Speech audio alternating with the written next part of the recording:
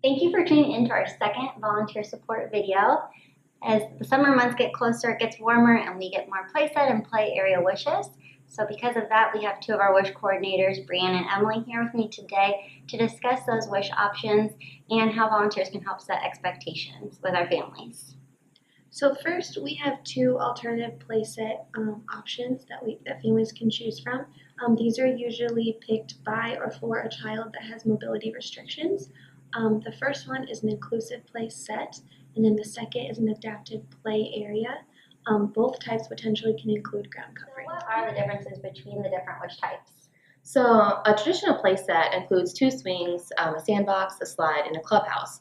Our inclusive play sets are similar to traditional play sets, except they are customizable. They can have larger steps, a full support swing, or a wheelchair swing. And our adaptive play areas aren't similar to a traditional play structure. It's actually a beam that can have a wheelchair swing attached to it. We can also do a sand and water table as well as other fun items. So what is the time frame for the different options? So for a traditional playset, this can take up to 6 months depending on the season of when the wish coordinator gets the wish.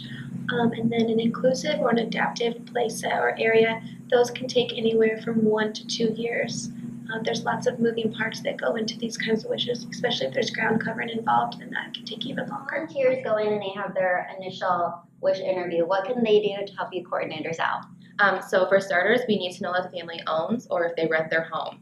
Second, if we could get a picture, usually of the backyard, and then where the family envisions it going, as well as having the family make a prioritized list of what they would like. Okay. So in terms of setting expectations with the family when they go in, volunteers know they're not supposed to make any promises or things, but what can they do to set expectations with families? So in comparison to our policies with a wheelchair accessible van, we can only do cosmetic changes.